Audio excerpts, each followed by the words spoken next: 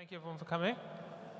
So I'm Hiroki. I'm one of the co-founders and CEO of a company called GoCardless. What we do is we make it really easy for businesses to accept recurring payments. And we're based in the UK, working with about 35,000 businesses, collecting £6 billion a year, growing about 100% year over year at the moment. And I'm joined today by Jenna, who I'll let Jenna introduce herself in a second, but was actually used to be an employee at GoCardless. So I think one of the things that we wanted to talk about today was, that transition from being an employee to starting your own business, and what are the questions that come up as you go through that journey. So Jenna, why don't you introduce yourself, and then we can get into the questions. Yeah. So let me kick off.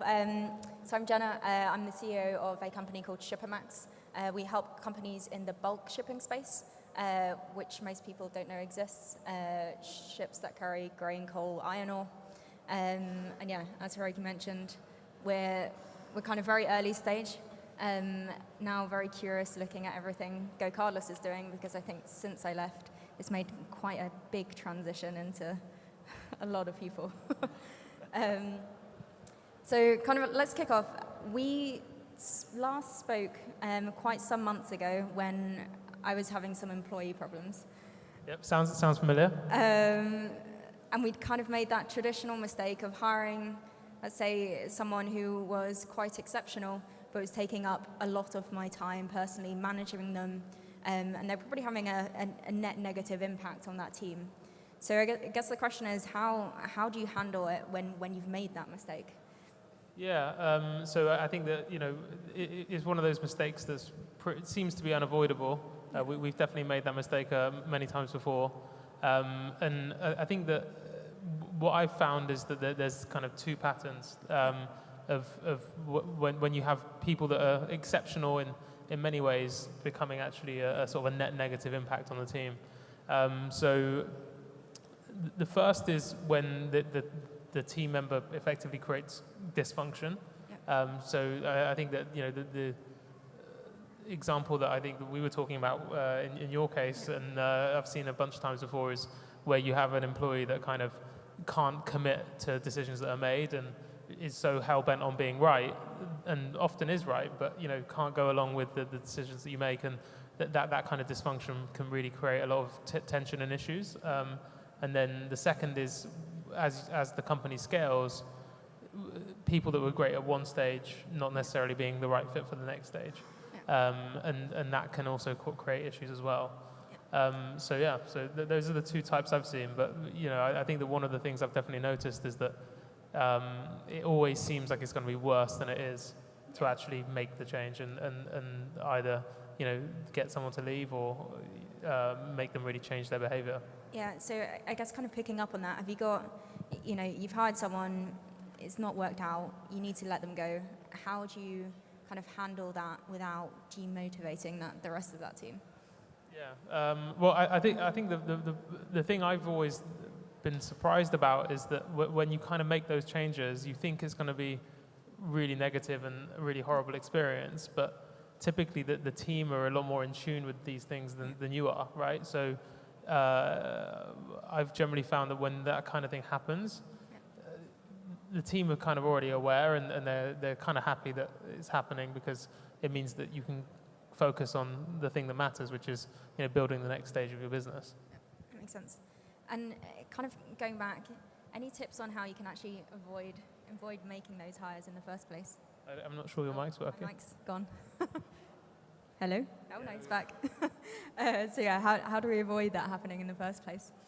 Yeah, so this is something that I think for us, we've definitely found that over time we've had to really think about what makes a great hire in a bit more of a structured way.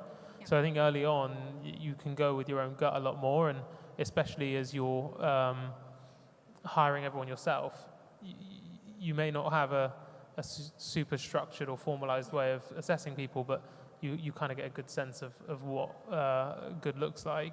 But I think that as the team grows and you're no longer involved in every hiring decision, you need that structure. So for us, I think that there's 5 things that we look at to assess whether a hire is going to be good or not. So The first is, do they have the right experience for the stage that you're at and the task at hand? You don't necessarily need to have that experience in every case, but if you don't, you need to be explicit about not having it and making sure that you're supporting the person around not having that experience. The second is, in many ways, I think this is the most important one, is attitude, right? Is like, how do you think they're going to actually operate, and how much do they care about what they're doing? The third one is what sort of trajectory that you think this person's going to be on. So, how quickly are they going to get from where they are today to, where you need them to be successful in the role? And oftentimes, that trajectory can be very fast. So, you might want to hire someone with less experience, but with a really strong trajectory. The fourth is the values fit. So, I think that it's really important to have those values as a company. And when someone doesn't fit with those values, that's when the culture really gets impacted. And then the final one is like, how driven are they, right? Like, do you think that this is someone that's going to really push and give it their all to make things successful, which, in an early stage company is super important, right? You've got really little resources, very few people, a lot to get done. So that's a super important moment as well. Cool. So let's kind of dig into that kind of core values piece. We actually, about maybe even last week, started thinking about what are those 3 top things we want to work harder than anyone else as an organization to be great at. When you started defining your values, like, how did you practically define those for you? Yeah, we've been through a few iterations of values, I think. So the first thing I'd say is that I really wish that I'd done it earlier on. So when we first started the company, and I think it's really easy to fall into this sort of trap of thinking, okay, well, this isn't the most important thing. And I think it probably isn't in many ways, but it's also something that is much easier to do when you're at an earlier stage and have fewer people in the company. So we did our first set of values probably when we were about 30 people. I think that was around when you were at the company, right? And like the problem we had was that we took a really like collaborative and sort of a really collaborative approach to it, and did it by consensus. And I think that one of the things that I reflect on about the values that we ended up with then was that we ended up with a fairly muddled set of values that no one sort of disagreed with, but at the same time, no one was really passionate about. And in particular, I wasn't super passionate about them, if I'm not being honest, right? So I felt like it was really hard to champion those values and shout about them from the rooftops when you didn't really have that strong sense of ownership around them. So we definitely got that wrong the first time. Okay. And who was it? Was that you and the other founders? Was it management team, the whole company? How? I mean, it was kind of a little bit like the whole company. I can't remember, were you at the company when we did this? I think we might have done it just after, before. Yeah, we did it just before you joined, and like we literally got the whole company involved. And we thought that'd be a really good idea because we wanted to, get a true reflection of everyone in the team. But I think in hindsight that was probably a mistake. Okay. So as you kind of started to do that second time round, like, what did you do differently? Yeah, so one of the things that I've definitely personally struggled with a lot in building a company is that transition from being a sort of a merry band of fellow peers that are kind of working towards a mission together, and it being really like side by side, to the team being more structured, having to have more leadership in place, having to take more of a leadership role myself, and I think that one of the things that is really important when you go through that is you have to get comfortable with the idea that you're going to set an example, or you're going to make it something that you decide rather than something that you're deciding together. And so one of the things that we changed when we did the next set of values, which is the ones that we have today, was that I kind of embraced that idea of, okay, well, look, like, these need to be values that I personally really believe in. And and starting at that, using that as a starting point, and obviously getting feedback from other people and stuff, but really being much truer to myself, and then being able to sort of embed that into the company has been a lot easier as a result. And what was the kind of, I think you mentioned you got a kind of consultant to help pull out some of the... Yeah, well, it was a coach, actually. Yeah, I was working with a coach, this guy called Ren, who he was like fantastic. He's like coached like the founders of Airbnb and like a bunch of companies in Silicon Valley, and he was super strong on that idea of like the founder narrative, which I felt was really like cringy and like American, but I kind of figured like he taught me around to embracing that, and I think that it's definitely been something that I still don't think I feel fully comfortable with it, but I'm trying to embrace it a bit more, and that definitely helped me to take that more sort of selfish approach, I guess, to saying those values. But I think we came out with a set of values that were more authentic as a result, and definitely easier for me to sell because I really believe in them. Yeah. So I guess just to kind of take a couple of practical pointers from that, what were the kind of one or two questions that stuck in your mind that Ren asked you that helped you dig down to what those values would be for you? What I actually did was he encouraged me to basically write my sort of personal journey, and did that feel weird? Yeah, it was like really difficult. It was really awkward. I said it to very few people, but what I did was I kind of thought about what are the things that I care about through the lens of what I've learned through my life, and he was super fascinated by my Japanese side and like the fact that I have Japanese heritage. So he kind of encouraged me to dig into that and things like that. And then I sent that to a few people that I really trusted in the company, and got them to sort of try and turn that into a set of values that reflected both my personal point of view, but also what we felt was true to the company as well. And then that we kind of used that as a starting point. And that group of people, was it management or people you thought like really reflected those things the best? Or? Yeah, no, I purposefully made it like no one on the kind of the management team, and it was all just people that I felt like really reflected the values that I believe in the company. So all across the company, I kind of that was really important, was having representation from not just one area but across the company overall. Okay. So kind of, I guess spinning back to early days, GoCardless, when I joined, certainly it was full of young, kind of smart, but relatively inexperienced people. And I think at that time, I personally assumed you could just exponentially figure stuff out as you go along. But we definitely hit quite a few breaking points. What were the kind of problem signs for you, like some examples of when you realized we actually need to come and hire some experience? Yeah, I mean, there's plenty. We've made a lot of mistakes. I think that there's sort of two types that I've seen. So the first is when we've tried to reinvent functional experience. How does sales work? How does marketing work? And trying to like figure that out from first principles. And that when we try to do that, what we typically find is that we throw a lot of energy and effort into it and get very little output in return.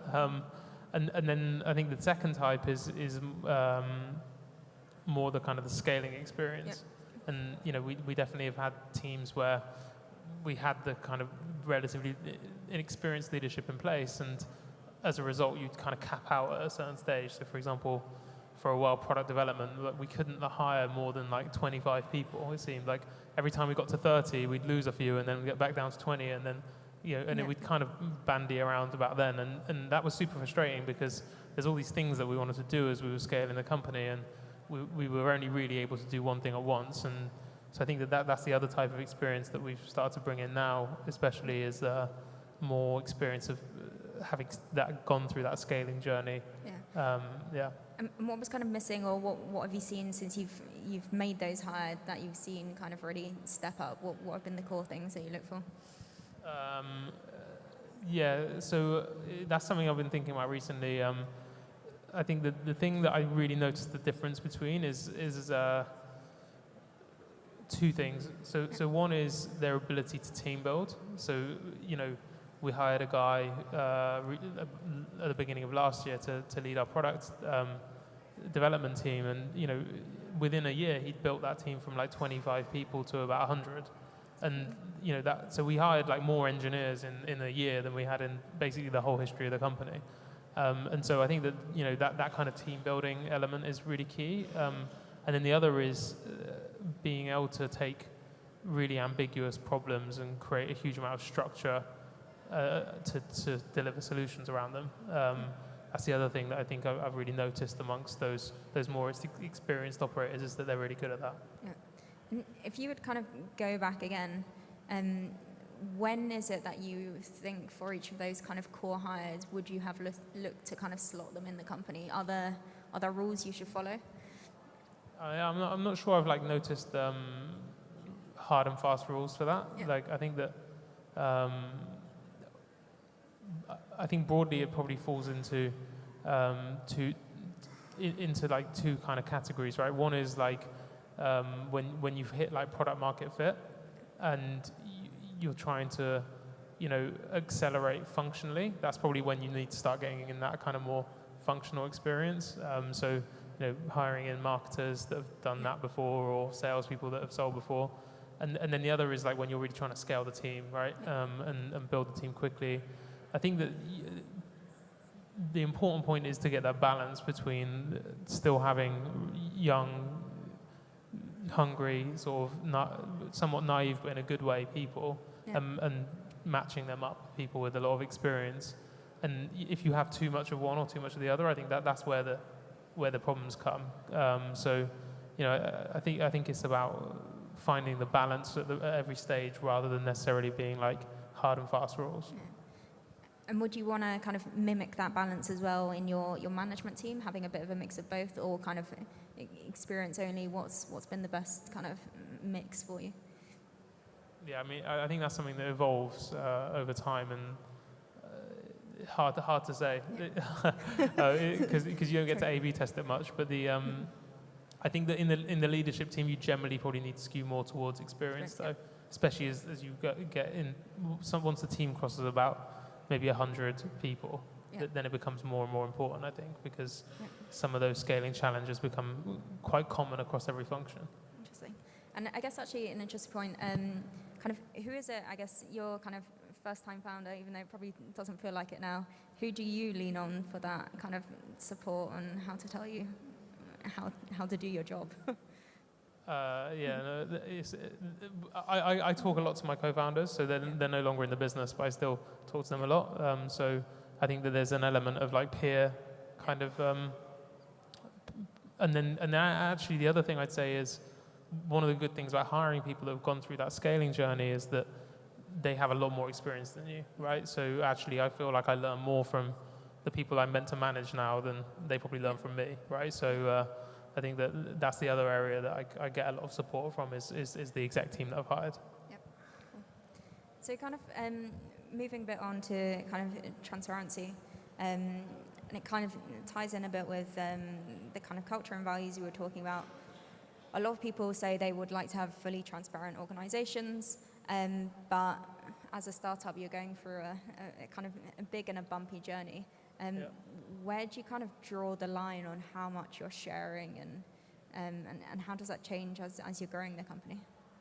Yeah, I think it has to change quite a bit, right? Because like when you're 5 people, 10 people, you're all kind of sat around the same table, then it's really easy to be very transparent. And actually, in many ways, it's hard to not be transparent, right? Yeah. Because you're talking to each other every day. Everyone knows what everyone else is working on. Everyone kind of dips into everything. So there's a lot more fluid. That's something that we struggle with, though, is that you want to try and maintain that transparency as much as possible. But then what I started noticing is that as the team grows, that transparency becomes increasingly expensive. And from the perspective of sort of taking people on the sort of emotional journey that you go on with a lot of things, right? So take something like fundraising. You go out and say to your team, okay, we're kicking off fundraising. Yeah. when you're 20 people, it's kind of impossible not to notice. So everyone knows anyway. But then when it's a bigger team and, you're going to have shit meetings. You're going to have meetings where you feel like it's gone really badly, or you wonder whether you're going to be able to raise it all. And taking people through that, I'm not sure how helpful it is, right? And especially, like, I think that as the team grows, like, the nuance gets lost very quickly when you're trying to communicate at a large scale. And so you can very easily end up communicating actually the wrong thing, right? Even when you're trying to be transparent. So I think that what we try and figure out is, and I'm not sure we got this right yet, but how do you maintain that the sort of aim of transparency, but do it in a way that is actually helpful and productive to the team, right? So, making sure that you don't communicate stuff until you've actually kind of formed the decision, or you have a clear process to forming a decision, or, being clear about how, like, the level of clarity that you need about the decision that you're making. You can't just sort of iterate on that like you do when you're, 8-10 people. Yeah. Actually, I guess let's take an example of that. So we talked a bit about kind of fundraising. Everyone knows in the media, if you raise a seed, you're most likely to go on and want to raise an A. Not always true. And your team's kind of going to be wondering when you're doing those things. So kind of comparing the two situations, early stage when you're 10, 20 people, like, when would you make that announcement? And then how would that change now you're kind of 250 plus? Yeah, I mean, I think one of the things that I've noticed is that actually, like, as the team grows, the team becomes less sort of influenced and focused on fundraising. So I felt like when we were in the early days, almost all that anyone cared about was when the next fundraiser would be, which is not. I don't get that vibe as much anymore. So that's kind of, that helps, right? Yeah. So for example, now, like, I don't think we really need to talk as a whole company about when we're next going to fundraise, because I think there's a certain level of assumption that you're managing the business to make sure there's enough cash to actually do the next thing. I think that probably the changing point is around like 50, 60 people. Up until that point, I felt like it was a much smaller and a lot easier to kind of explain the nuance behind how you're thinking about fundraising. So, and actually can be quite helpful, right? Because I think that, to answer your question about the Series A, right? It's like, well, what do you need to deliver to actually justify the next raise? And setting that as the target that the team aligns around can be really something that everyone, motivates everyone, right? So there's ways to use it in positive light as well. And I guess kind of another point on transparency, and this might be related to fundraising and might be kind of any other thing, when you're wanting to, I guess, deliver kind of bad news to the team, how do you do that in a way that doesn't, maybe you have to pivot, maybe the fundraiser didn't go out, whatever it is. How do you kind of keep people going? Yeah, I mean, that's always a tough one, right? I mean, I think that what I found is that actually the team always really appreciates it when you're honest, right? So trying to sugarcoat over the things that aren't working well, I don't think actually ever works, right? People know, like, when things aren't working, right? And if you haven't closed any deals in a few months, then people will notice. So I think that actually it's better to be really open and honest and transparent about those sorts of things, and it's more about being clear on what you're going to do about it, right? And what you've learned from the experience that's important, right? So I think that especially as you grow, like, you can't do it in steps. You can't say, like, this isn't working, and I'm going to tell you what I'm going to do about it in X months or X weeks or X days. Like, you need to sort of deliver the message together. So I think it's more about the form that the communication takes rather than what you're actually communicating that necessarily needs to change. But I think that generally speaking, if you have that level of honesty and transparency around the things that aren't working well, that can help you to sort of embed your values depending on what they are.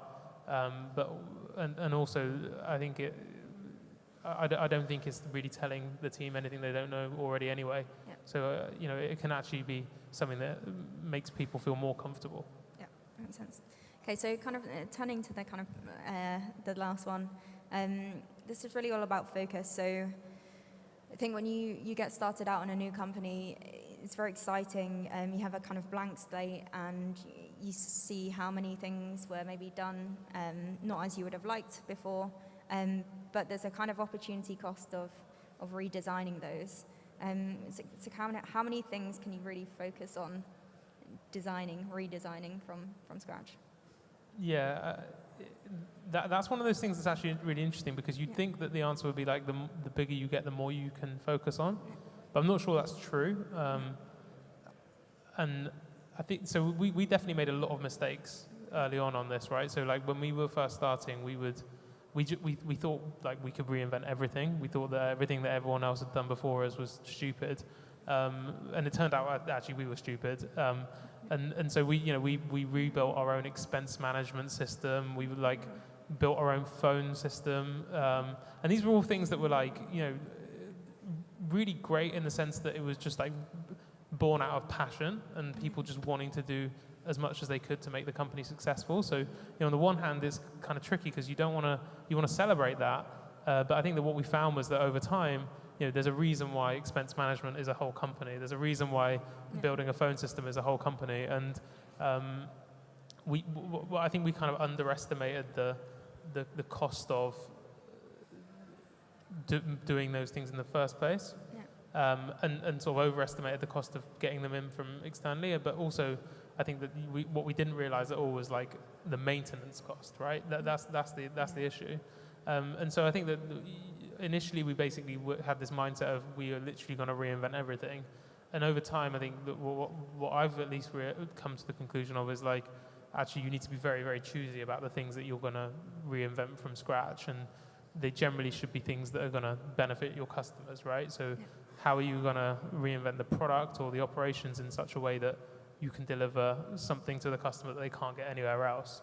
And that's actually very few things that you need to do there to be successful, right? If you can just reinvent one or two, maybe three things, then you can create a huge amount of value for your customers. And I think that's really the key thing early on is like identifying what those 1, 2, 3 things are going to be, and then focusing all of your efforts on those. Cool. And any, I guess, kind of framework or digging deeper into how you actually figure out what are those kind of core things? I think it has to start with the customer, right? You have to kind of figure out, well, what is the problem that I'm solving for the customer? What's the value that I'm providing them? And then what are the things that are going to really be key to delivering that value, right? So is it that you're going to be 10x cheaper than something else, or 10x faster than something else, or whatever it is? And then, you kind of work backwards from there. And I think that's really where it has to start. Cool. And I guess coming back to the kind of practical side of things, it's kind of very nice to say, let's focus on this, but then, you're managing people. And, they might come up and say, hey, I spent my weekend on this, isn't it great? Yeah. And how do you kind of not demotivate them, but push that energy back into... Yeah, I mean, I'm not sure I've got the answer to that one, to be honest. It's challenging. I think it's probably more about energizing around the directions that you care about, rather than discouraging people from going in directions that you don't care about, right? Yep. So, going and saying like, why did you waste your time on this? It's not that motivating. It's not gonna go down well. What's better is to kind of focus on, well, these are the 3 things that really are going to make a difference, and trying to get people to focus on those instead. Cool. Perfect. Well, I wish we had this chat 2 years ago, but hopefully set us in the right direction. Okay, and we'll great. wrap up there. Thank you. Thanks very much, guys.